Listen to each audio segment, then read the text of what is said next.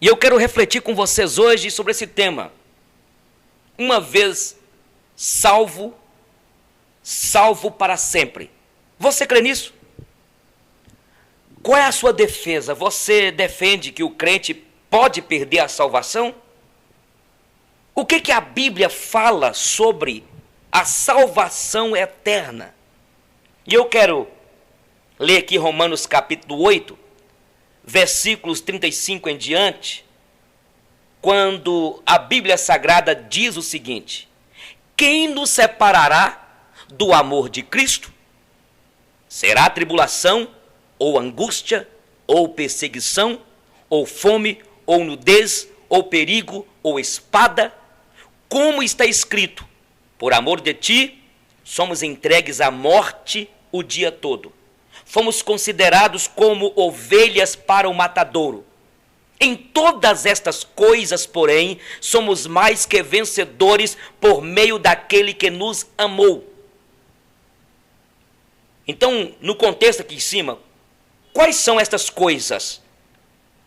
Quais as coisas que somos mais que vencedores? O que eu acabei de ler acima aí, aqui na Bíblia. Aqui diz: porque estou bem certo de que nem morte, nem vida, nem os anjos, nem principados, nem as potestades, nem as coisas do presente, nem do porvir, nem os poderes, nem a altura, nem a profundidade, nem qualquer outra criatura poderá separar-nos do amor de Deus que está em Cristo Jesus. Romanos 8:1 diz: agora, pois, já nenhuma condenação há para os que estão em Cristo Jesus. Então, será que o crente perde a salvação? Será que perde? Interessante que esta foi a polêmica há muito tempo atrás, no período da história da igreja, em que um grupo de pensadores não cria na perseverança dos santos, que uma pessoa salva, ela sempre vai ser salva e perseverar até o fim. E eles eram seguidores de um holandês chamado Jacob Arminius. E aí nós vimos depois os arminianos. E surgiu em 1618, chamado Sínodo de Dort, em 154 sessões e mais de 7 meses, considerou as doutrinas dos arminianos como heréticas e, consequentemente, contrárias às sagradas escrituras. Então, os apologetas, na época, eles elaboraram os membros de Dort, ficaram conhecidos em toda a história como os 5 pontos do calvinismo e também os 5 pontos do arminianismo. E eu quero então colocar aqui os 5 pontos de Armínio e os 5 pontos de Calvino. Armínio, então, os arminianos defenderam, e até hoje continuam defendendo em algumas comunidades, sobre a livre vontade. O que significa isso? O homem não perdeu a faculdade de escolha e autodeterminação.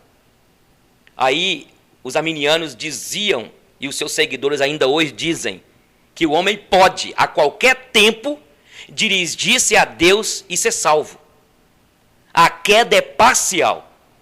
Ele é o autor da fé e da salvação.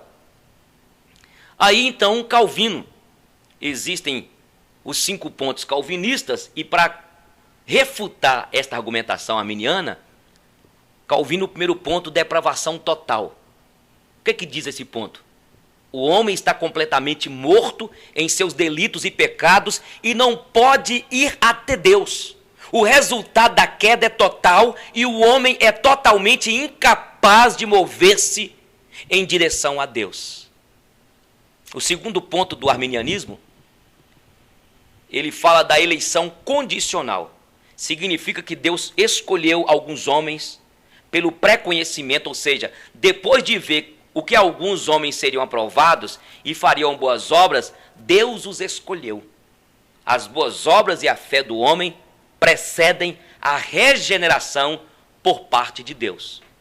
Aí o segundo ponto calvinista, a eleição incondicional. Enquanto o segundo ponto do arminianismo é a eleição condicional, Calvino então refuta falando da eleição incondicional. Uma vez que o homem está morto e não pode dar um passo sequer em direção a Deus, somente uma escolha divina é que pode determinar alguns para a vida eterna.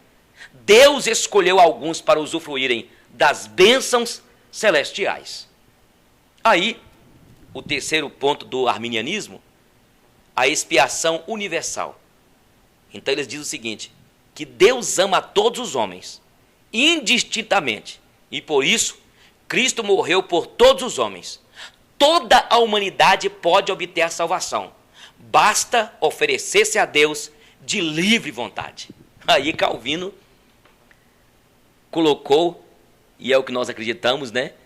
A expiação limitada, que diz o seguinte, após a escolha de Deus, ele manda seu único filho, sem pecado algum, nascido de mulher, portanto Deus homem, para cumprir a sentença de morte e receber o castigo imputado a todos os homens, pois todos pecaram e qualquer sacrifício é inócuo, insuficiente para aplacar a ira divina. Cristo morreu pelos eleitos do Pai. Aí vem, que é o nosso tema hoje, né? A graça irresistível, a perseverança. Vem a quarto ponto, chamada graça do arminiano, graça irresistível. O homem pode resistir à vontade salvífica de Deus, e se o homem é livre e possui autodeterminação, ainda que o evangelho ofereça o convite a todos os homens, ele pode obstruir esta chamada e negar o convite de Deus. Então, na visão arminiana, a graça é irresistível, você pode resistir à graça de Deus. Já no ponto que nós cremos do calvinismo, graça irresistível ou vocação eficaz. O Espírito Santo aplica a verdade aos corações dos eleitos, mostra-lhes o grande mistério da salvação, revela-lhes a maravilhosa graça de Deus, pela qual os eleitos são vivificados em Cristo, recebendo nova vida e todas as bênçãos da filiação. Ou seja, ainda que você que está me assistindo, me ouvindo, que diz que é crente, falar assim, não, eu quero ficar no pecado, eu não quero saber de Deus, você não resiste à graça. O eleito de Deus não vai resistir ao chamado dele. Entendeu? E termina aqui o quinto ponto do arminianismo, perda da salvação ou queda da graça. Eles defendem, se dependem do homem todas as outras ações, significa também que ele pode cair da graça ou perder a salvação. Se ele inicialmente aceitou a Cristo e depois resolveu voltar à prática das más obras e resolveu negar a fé, cairá da graça e perderá a salvação. Mas Calvino, no quinto e último ponto, ele fala da perseverança dos santos. Se de Deus dependem todas as outras ações salvíficas, portanto, somente Deus pode manter o homem no caminho da vida eterna. Deus quis salvar por si mesmo, ou por meio de Cristo, e quer manter salvos os eleitos. Eles irão firmes até o fim, porque Deus os conduzirá à vitória. Estes são, então, os pontos do calvinismo e do arminianismo. E eu, pessoalmente, eu quero dizer para vocês que eu creio nessa doutrina, né, dos 5 pontos calvinistas, porque, na verdade, entendo que é Deus que elegeu, que escolheu, Ele é soberano. E nós entendemos que uma vez salvo, sempre salvos. Agora, vamos definir aqui a palavra perseverança. É uma palavra que veio do latim, perseverantia, do verbo persevero, que, por sua vez, vem de per mais severos, e significa constância, persistir, sustentar, continuar, prosseguir. E a mesma coisa a ideia no grego, que significa persistir, continuar, permanecer. E nós podemos vê-la no Novo Testamento traduzida como permanecer, em Hebreus 1:11, Lucas 1:22, Lucas 22, 28, 2 Pedro 3, 4, Gálatas 2, 5. Então, no português, a palavra toma um sentido de luta pessoal intensa contra alguma força externa. Então, perseverar significa resistir contra algum ataque e manter-se firme até o final. Não variar de intento, manter-se inabalável, preservar força. Agora, no sentido teológico, alguns estudiosos tomam caminhos distintos quanto ao emprego do termo perseverança dos santos. Por exemplo, Packer, ele prefere o termo preservação, porque ele entende que o termo perseverança dos santos não representa bem o verdadeiro sentido bíblico da doutrina, uma vez que quem persevera não é o homem, e sim Deus. Aí, o que Packer diz? É o teólogo. Ele fala o seguinte: diga-se primeiramente que, afirmada a eterna segurança do povo de Deus, fica mais claro falar de sua preservação, como se faz comumente, do que de sua perseverança. Perseverança significa persistência sob desânimo ou pressão. A asserção de que os crentes perseveram na fé e obediência a despeito de todas as coisas é verdadeira. Mas a razão disso é que Jesus Cristo, por meio do Espírito, persiste em preservá-los. Esta, então, é a declaração de Packer. Entendeu? Então a ideia é que existe a preservação, e é o Senhor que nos preserva. Mas não há nenhum problema sério quanto à terminologia. O que a gente precisa entender é que, de fato, o crente persevera. E é Deus que lhe dá capacidade, pelo Espírito Santo. É Deus que nos dá, pela capacidade do Espírito Santo que habita em mim e em você, meu irmão, de continuar firme, prosseguir até o final. Ser fiel até a morte e dar-te a coroa da vida. É o Senhor que vai nos preservar para chegarmos lá e não negar o nome dEle. E isso entra o quê? Entra a soberania dos propósitos soberanos de Deus nos seus decretos eternos. Mas tem também a responsabilidade humana. Sim, o crente deve manter-se firme, embora Deus é quem nos oferece o poder, a determinação para perseverança, mas nós temos de entender que é o Senhor que está por trás de tudo. Os cânones de Dort, por exemplo, reconhecendo esta duplicidade de sentido, utiliza as duas expressões quando afirma: os crentes podem estar certos e estão certos desta preservação dos eleitos para a salvação e da perseverança dos verdadeiros crentes na fé. E Palmer, o teólogo, distingue o seguinte: enquanto o termo perseverança dos santos enfatiza a atividade do cristão, preservação dos santos enfatiza a ação de Deus. Então, vocês estão entendendo? As duas ações andam juntas. Deus preserva e o crente persevera até o fim. O que diz, então, a nossa confissão de Westminster, adotada pela Igreja Presbiteriana do Brasil? Diz o seguinte: os que Deus aceitou em seu bem-amado, eficazmente chamados e santificados pelo seu Espírito, não podem cair do estado de graça, nem total, nem finalmente, mas com toda a certeza hão de perseverar nesse estado até o fim, e estarão salvos, eternamente salvos. Agora, o Catecismo de Heidelberg, a pergunta de número 1 do Catecismo de Heidelberg diz o seguinte: qual é o único conforto na vida e na morte? A resposta que se segue afirma que Cristo nos protege, e Ele nos protege tão bem que, contra a vontade de meu Pai do céu, não perderei nem um fio de cabelo.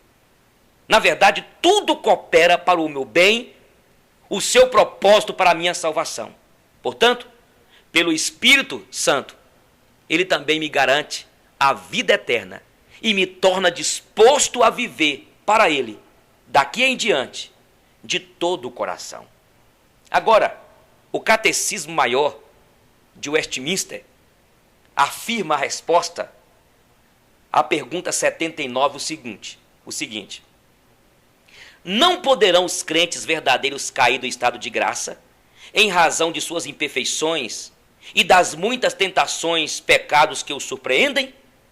Os crentes verdadeiros, em relação do amor imutável de Deus e do decreto e pacto, lhes dá a perseverança da união inseparável entre eles e Cristo, da contínua intercessão de Cristo por eles, e do Espírito e da semente de Deus permanecendo neles. Nunca poderão total e finalmente cair do estado de graça, mas são conservados pelo poder de Deus mediante a fé para a salvação.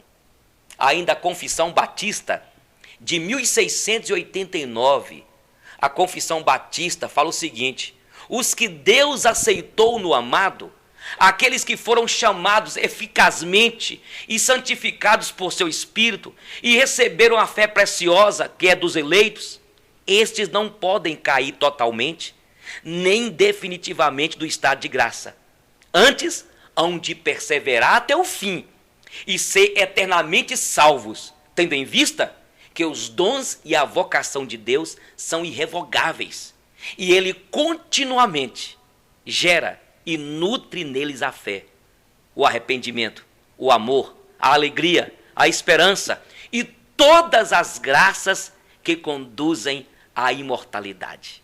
Ainda que muitas tormentas e dilúvios se levantem e se deem contra eles, jamais poderão desarraigá-los da pedra fundamental em que estão firmados pela fé. Esta é a declaração, dentro desse tema perseverança, da Confissão de Fé Batista de 1689. E eu quero então agora ver alguns aspectos, gente, alguns aspectos teológicos da doutrina da perseverança dos santos. O nosso tema, uma vez salvo, salvo para sempre. Tem como o crente perder a salvação? E estamos argumentando que não. A perseverança não depende do homem, mas de Deus. Escuta, meu irmão. Escuta, irmã. A perseverança não vai depender só do homem. Ou melhor, não depende do homem, mas depende de Deus.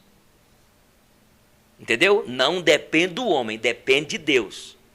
Na verdade, a perseverança não é uma atitude do homem primeiramente.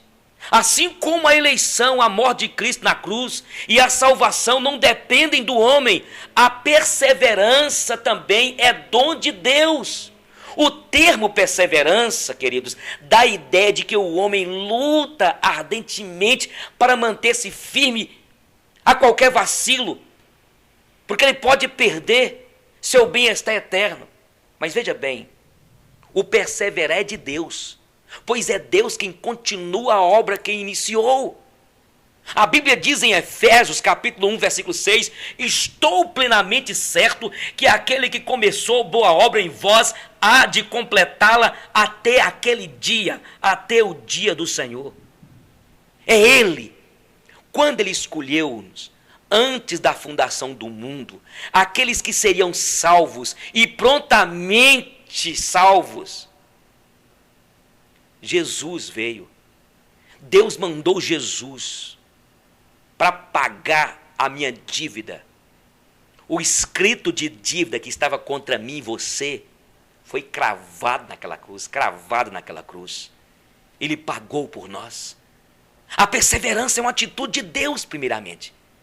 E essa atitude me incapacita, te capacita, pelo poder do Espírito Santo, a mantermos firmes, a seguirmos firme nesta jornada até o céu, até o arrebatamento da igreja, ou até o dia que Deus vier me buscar e te buscar, se Deus nos chamar antes do arrebatamento.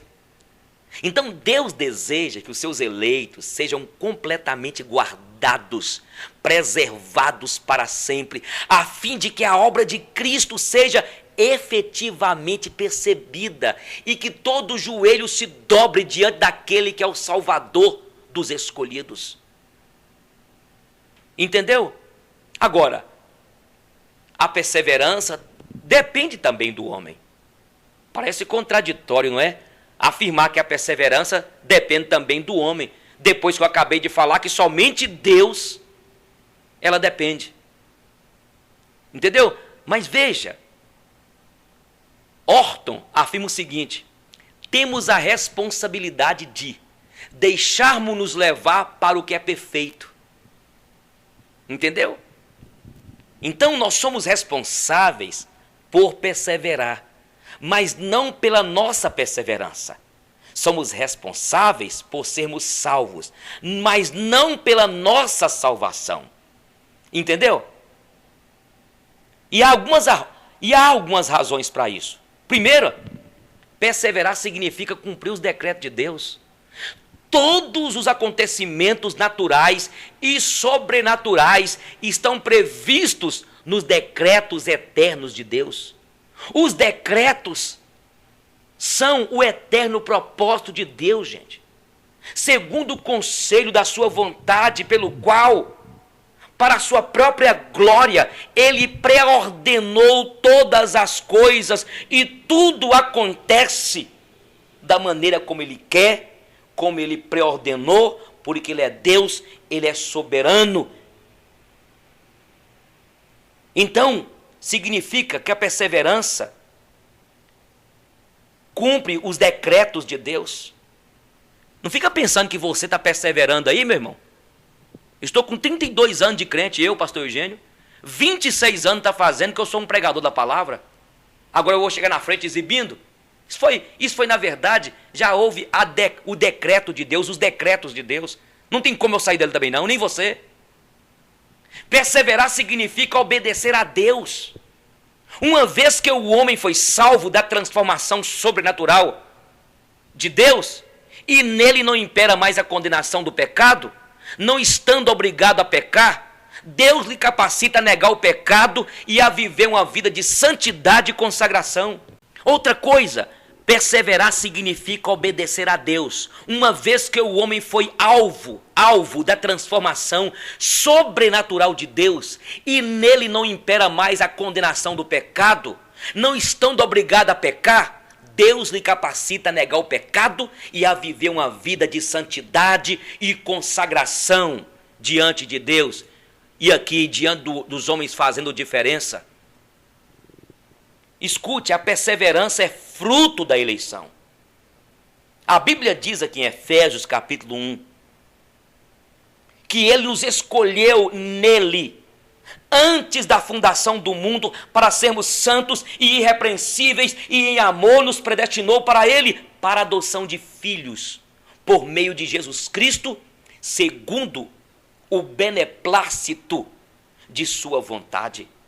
Então escute, meu irmão, todas as ações salvadoras de Deus derivam da eleição. Deus nos elegeu antes da fundação do mundo, antes, portanto, que o homem caísse e que toda a raça humana morresse espiritualmente. Deus já havia escolhido o seu povo. Você crê nisso? Tem que ler a Bíblia, gente. Não é ficar com blá, blá, blá, não. Muitas vezes, os líderes, as igrejas perdem muito tempo com blá, blá, blá, e não estuda a Bíblia. E é por isso que nós temos tantos crentes, sabe, apáticos, derrotados. Ganha a salvação hoje, perde amanhã. Perde amanhã, ganha depois da manhã. Por quê? Porque não compreende isso aqui, ó. Não entende essa verdade. Então vemos, gente, nós vemos em toda a Escritura a proteção de Deus para com seu povo, em decorrência de ter Ele escolhido um povo exclusivamente seu, o qual Ele ama com amor perfeito e guardará eternamente. Entendeu? Não há mais acusação contra nós, os eleitos de Deus. Ninguém pode nos acusar. Romanos fala aqui: nenhuma condenação há para os que estão em Cristo Jesus.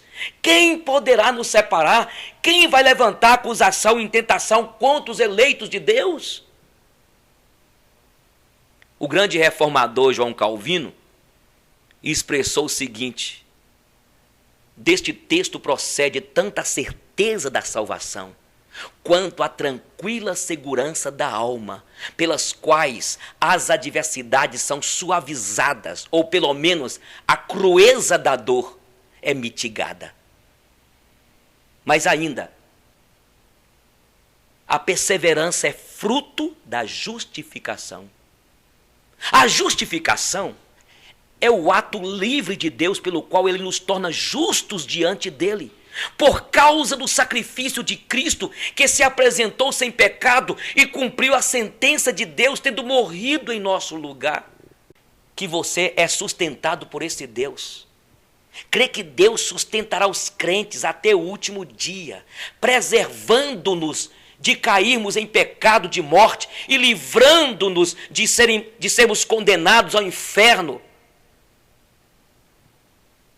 Então nós fomos justificados. Quando Cristo recebeu a justiça de Deus, Ele pagou a exigência da ira de Deus que pesava sobre os homens, em decorrência da sentença de morte que foi pronunciada lá em Gênesis. Entendeu, querido irmão?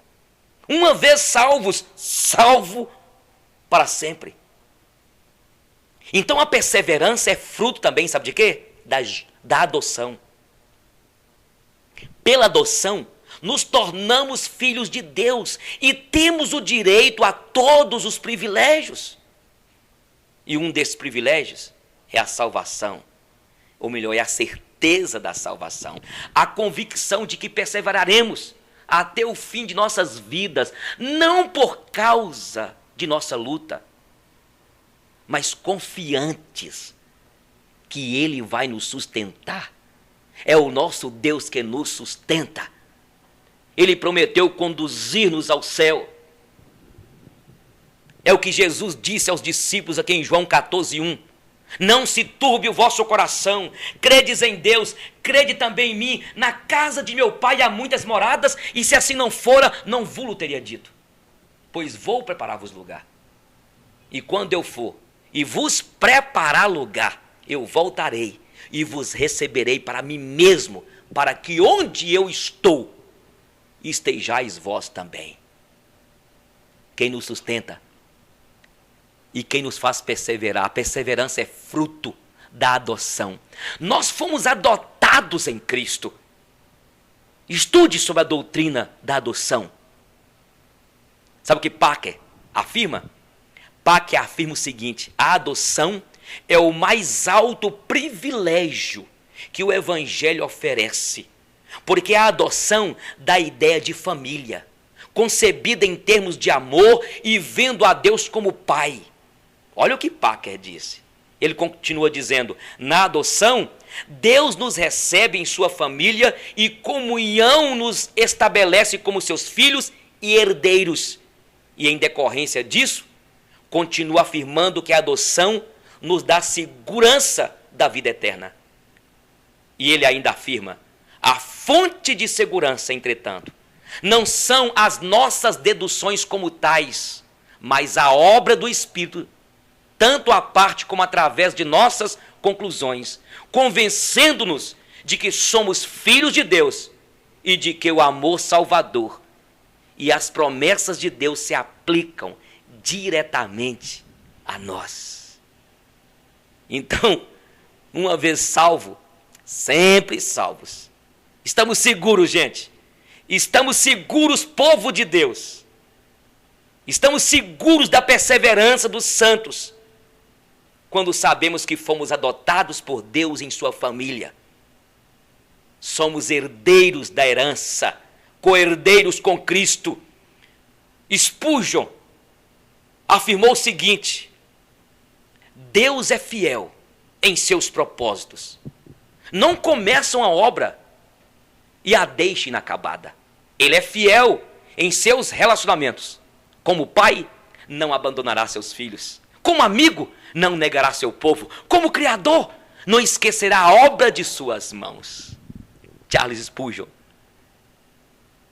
Então escute, a perseverança também e santificação estão relacionadas. Entendeu? As Escrituras afirmam que a santificação é o passo posterior à conversão. A vida cristã não termina na conversão.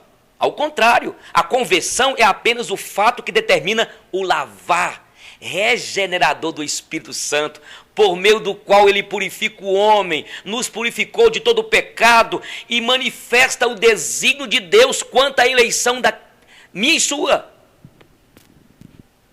Então a vida cristã tem o seu começo na conversão. Prossegue adiante através que chamamos de santificação. Santificação é a obra da livre graça de Deus, pela qual somos renovados em todo o nosso ser, segundo a imagem de Deus, habilitados a morrer cada vez mais para o pecado e a viver em retidão, em santificação. É isso aí. Então, quando nós usamos aqui a expressão uma vez salvo, salvo para sempre, escute, meu irmão, minha irmã. Não podemos nos esquecer de que a doutrina da perseverança não sugere que que o indivíduo leve qualquer tipo de vida. Não, não. A vida do eleito, justificado e perseverante, é uma vida que luta contra o pecado e que renuncia a todos os prazeres que desobedecem a Deus. Entendeu? Ô pastor Eugênio, eu sou contra essa doutrina aí, uma vez salvo, salvo para sempre. O pessoal agora diz que é salvo mesmo, está seguro, está prostituindo, está nas bebedeiras, está nas farras, nas euforias descomprometidas. Ah, é, meu irmão? A Bíblia diz em 1 João, capítulo de número 3, e assim conhecereis os filhos de Deus e os filhos do diabo. Os que praticam o pecado são filhos do diabo, não conhecem a Deus, nunca viram a Deus. Mas quem pratica a justiça, quem vive na santidade, a ideia é essa. Quem vive, estes são os filhos de Deus. Há uma diferença hoje entre os apóstatas e os desviados. Tem muita gente desviada que, porque talvez cometeu um pecado, escandalizou, no tempo certo o Espírito Santo vai trazê-los de volta. Agora, os apóstatas de Hebreus 6, estes nunca converteram, não foram eleitos, foram até iluminados, participaram da mesa e caíram. Estes são os apóstatas. Porque, quer dizer que a pessoa pode perder a salvação? Não, não perde não. Mas aqui dizem em Hebreus, dos apóstatas, dizem que eles foram iluminados. Aqui está dizendo daqueles que até foram iluminados. Foram, mas não fazem parte dos eleitos. Não fazem. Então escute. Alguns julgam impossível a perfeição. E de fato nesta vida não alcançaremos nunca. Mas Deus a requer de nós em sua palavra. Devemos buscar a perfeição. Não conseguiremos. Temos de buscá-la em santificação. E Deus mesmo nos fortalece e nos capacita para isso. De certa forma, a santificação é fruto da fidelidade de Deus de manter firmes os seus filhos. Então, novamente Spurgeon, ele fala o seguinte: a fidelidade de Deus é o fundamento e a pedra angular de nossa esperança e perseverança até o final. Os crentes hão de perseverar em santidade, porque Deus se mantém perseverante em graça. Ele persevera em abençoar. Por conseguinte, os crentes perseveram em serem abençoados. Deus continua guardando o seu povo. Consequentemente, os crentes continuam guardando os mandamentos dele. Ele é o solo firme e excelente sobre o qual podemos descansar. Foi esta a declaração de Spurgeon. Agora, quais são as evidências bíblicas dessa doutrina? O uso do termo vida eterna aparece, gente, várias vezes na Bíblia. Em João 3,16, João 3,36, 5,2, 5,13. Já seria suficiente para provar esta doutrina. Mas existem muitos que não creem na perseverança dos santos. Tem crente, quem sabe você, pensando que você pode perder a salvação e ser novamente condenado ao inferno por toda a eternidade. Então temos de ver o seguinte: é preciso entender que esta doutrina da perseverança dos santos, uma vez salvo, sempre salvo, está fundamentada nas demais doutrinas da graça. Quando nós lemos aqui Romanos 8, 29 e 30, este ensino de Paulo, de que, e aqui mostra uma cadeia de ações de Deus em relação a nós. O texto que diz: porquanto aos que de antemão conheceu, também os predestinou para serem conformes à imagem de seu Filho, a fim de que ele seja o primogênito entre muitos irmãos. E aos que predestinou, a estes também chamou. E aos que chamou, a estes também justificou. E aos que justificou, a este também glorificou. Muitos estudiosos chamam este texto de cadeia da graça, em que Deus mostra o seu plano e o processo redentor do homem. Então, é preciso entender que esta doutrina está fundamentada nas demais doutrinas da graça, fundamentada na fidelidade de Deus. Deus é fiel. Deus é fiel ao seu próprio plano redentivo. Se ele prometeu que sustentaria os seus filhos, ele vai preservá-los até a eternidade. Entendeu? É o que Spurgeon disse. Quero citar mais uma vez Spurgeon. Ele fala: se somos fiéis, isto acontece porque ele é fiel. Toda a nossa salvação descansa na fidelidade de nosso Deus, o Deus da aliança. Nossa perseverança se fundamenta neste glorioso atributo de Deus. Somos instáveis como o vento, frágeis como a teia de areia, volúveis como a água. Deus é fiel à sua aliança, que estabeleceu conosco em Cristo e ratificou com o sangue de seu sacrifício. Continua Spurgeon dizendo: Deus é fiel ao seu Filho e não permitirá que o sangue dele tenha sido derramado em vão. Deus é fiel ao seu povo, ao qual ele prometeu a vida eterna e do qual jamais se afastará. Eu quero começar a terminar e dizer o seguinte: esta doutrina está fundamentada no amor e na misericórdia de Deus. O amor de Deus por nós é o início de toda a jornada salvífica. Deus nos amou de tal maneira que ofereceu o seu próprio Filho para remir os meus pecados, os seus pecados, e nos garantir a vida eterna. Então, aqueles a quem Deus amou não perecerão, não perderão a salvação, porque Deus nos sustentará, meus amados, até o final. Lamentações 3:22 diz: as misericórdias do Senhor são a causa de não sermos consumidos, porque as suas misericórdias não têm fim, renovam-se a cada manhã. Essa doutrina da perseverança dos santos está fundamentada no poder de Deus, a soberania de Deus na escolha dos seus eleitos e na execução de seus propósitos, é marca de seu poder. Deus é poderoso e somente alguém de poder excelso poderia executar tão maravilhosa, grandiosa obra.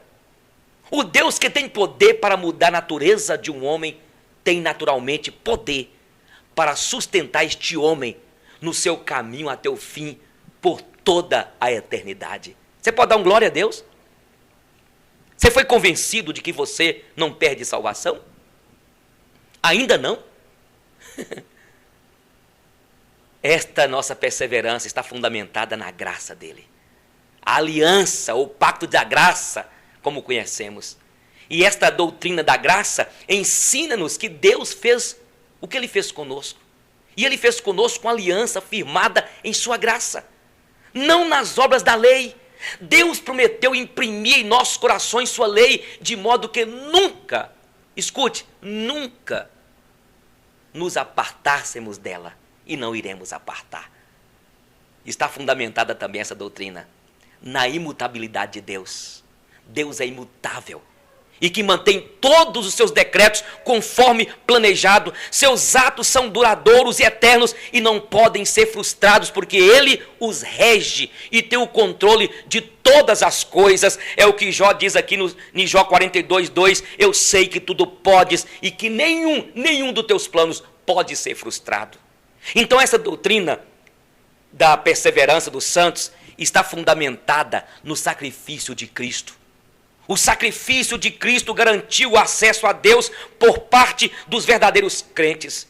Todos quantos creem no Senhor Jesus obtêm a garantia da vida eterna. Cristo é o redentor dos eleitos e o consumador da fé. Se os crentes, se nós pudéssemos perder a salvação, se pudéssemos decidir perdê-la, o sacrifício de Cristo teria sido completamente vão. Mas escute, essa doutrina está fundamentada na proteção do Espírito Santo. Jesus disse que ele estaria conosco. Ele veio como consolador, como confortador dos crentes. É ele que me consola, que te conforta. Ele nos guardará do maligno e de toda tentação. Observe o que Jesus disse aqui. Ele fala: eu enviarei outro consolador. Cristo mesmo já é consolador, mas ele enviaria e enviou o Espírito Santo a fim de que permanecesse conosco para sempre. Além disso, ele é o selo, conforme diz aqui em Efésios. Ele é o selo, o penhor de nossa herança. É o Espírito Santo que confirma em nossos corações a certeza das promessas de Deus concernentes à graça e à salvação. Agora eu quero terminar e algumas coisas práticas desta doutrina.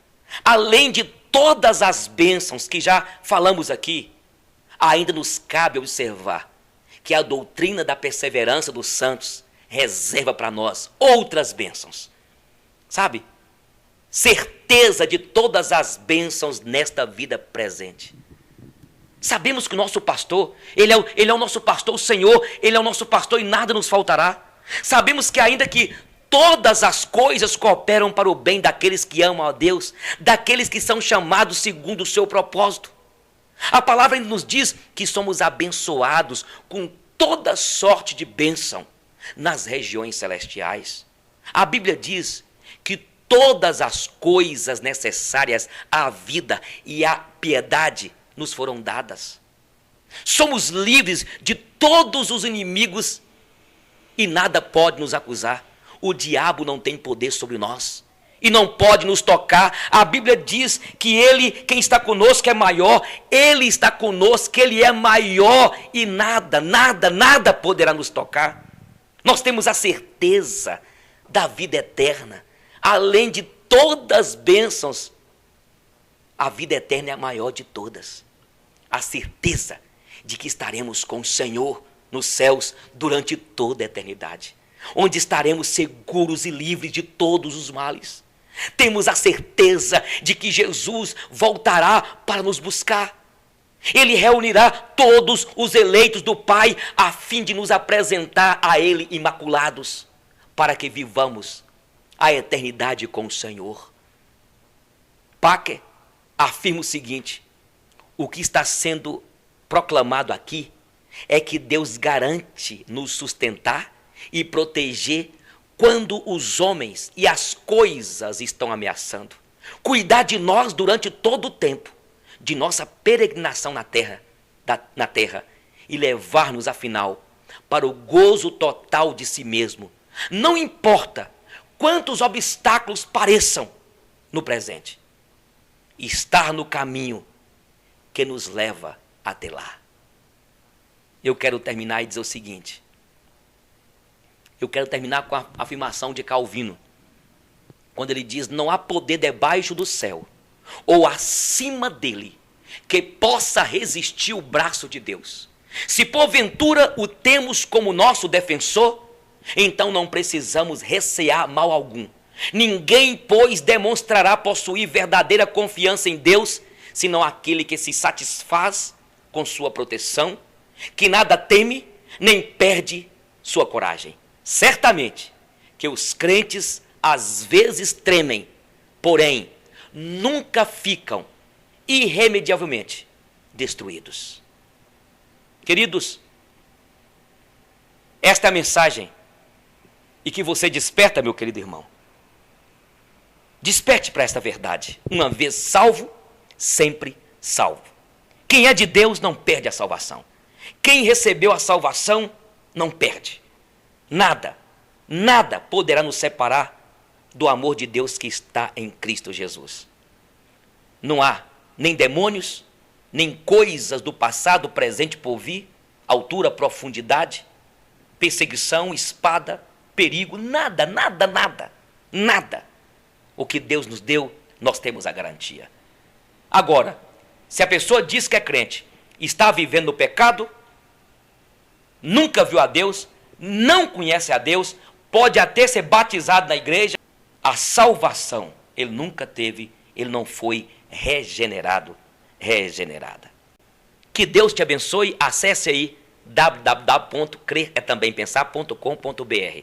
Nós temos mais de 300 vídeos aí e com vários temas. Você que mora aqui em Montes Claros, eu estou pastoreando a terceira igreja presbiteriana em Jardim Palmeiras aqui em Montes Claros.